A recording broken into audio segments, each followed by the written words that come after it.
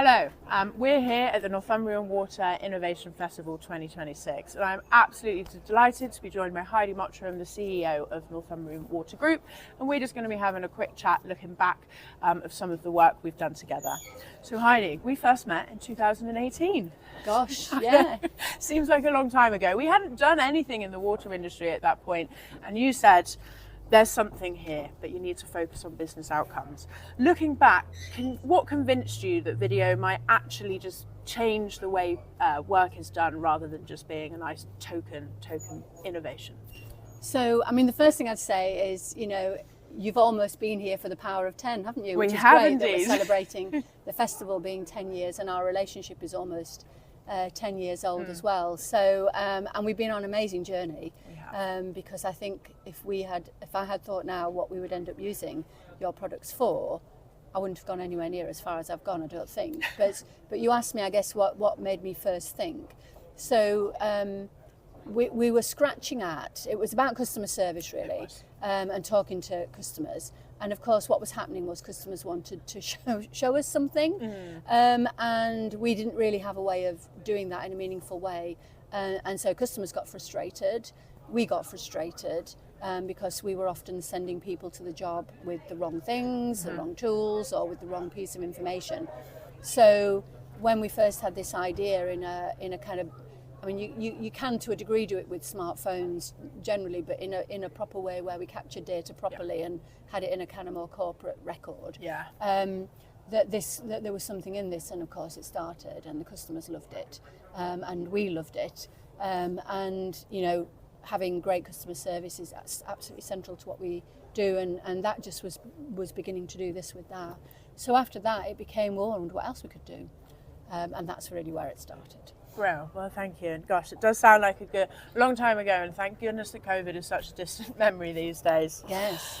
So as we all know, the water industry is under increasing pressure from aging assets, which is where we now actually focus quite, those ideas we never knew we'd have, or that time ago, as well as the customer expectations and, a problem of skills shortage. There's loads of innovations going on around this area, but how do you think video might actually empower your people to work more efficiently and help scale themselves and their expertise across the work they do? Okay, so as an industry, we have a lot of data, okay, and we've always had a lot of data, and we've tried to, I guess, use that to give us insight into what's going on, and I think we're quite polished at that, and there's a lot going on, although there's, now that we have sensors and all sorts of other things, there's more and more of that coming, and cloud computing makes that more and more possible to access. But there is something incredibly special about visual things, okay, because as humans, we work in a visual world and we process multiple data points through looking at something.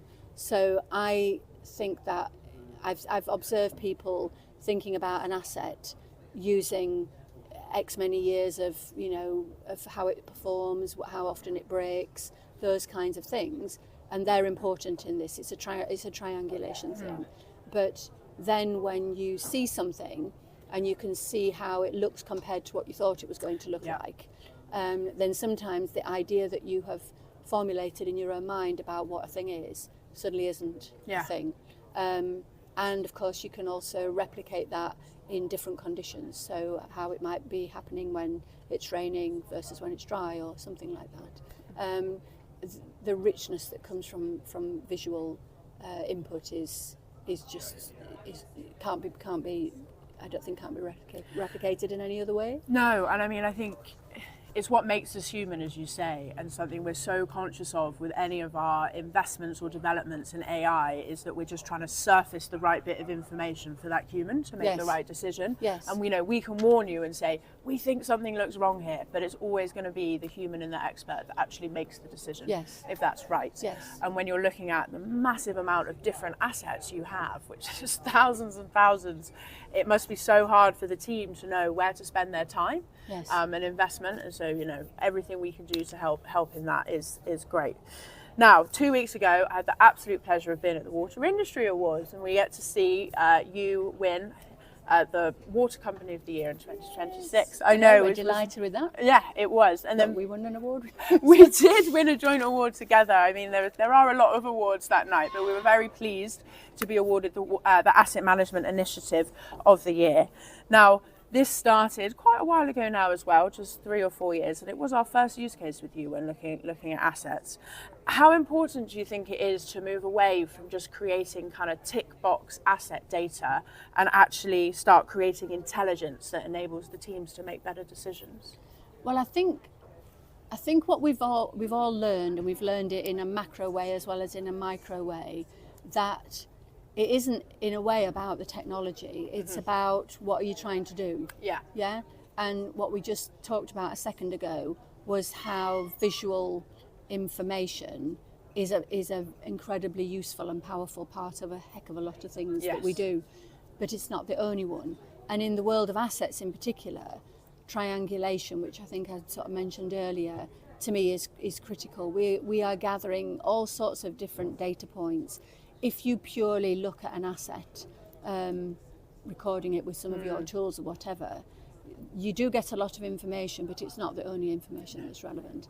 And so I think the fact that you can triangulate in a proper way that visual information with the more data points or sensor stuff or whatever means we get good outcomes, good insight, good decisions, that none of those individual elements of input can do on their own.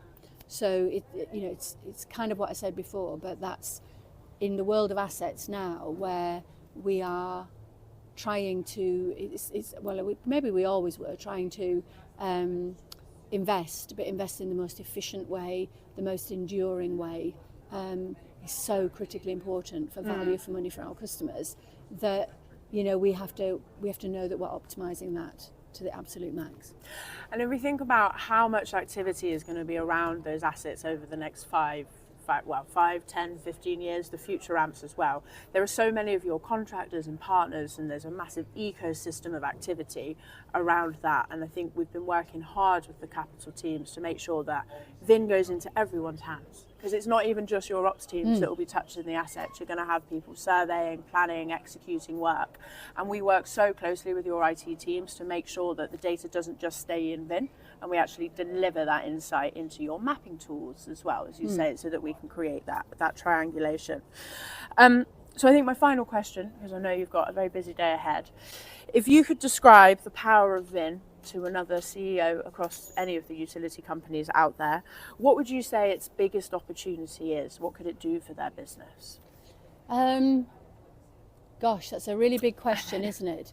I want to say two things. So what Vyn does for us is put on glasses so we can see. Yeah? So in the same way that if you couldn't see and you suddenly wore glasses and you think, oh wow, okay, I can see all this stuff now. So that's what you bring to us, is the power to see things in a much more intelligent way than just seeing them. That's an incredible thing. So it's a smart visualization system. So I want to say, why would nobody want to build that into their triangulation in a world which is more complicated? And back to the point that you and I both agreed with at the beginning, it's a way that humans interact with the world. So it's a very natural method. So I think, why wouldn't you do that? And why would you exclusively go with the numbers or the spreadsheets when you can see, and you can see more? So that just seems like patently obvious to me.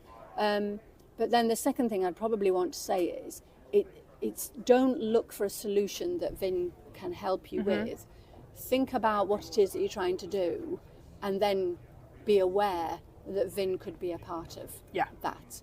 Because if you're trying to force, I've definitely learned over the last, I don't know how many years, is always start with what is it you're trying to achieve, and then pick from your toolbox of technologies what the best things are that could do it. I happen to believe that Vyn is central to a hell of a lot of them, which is why we've ended up doing what we've done so many times and replicated it so many times, for all the reasons that we've talked about.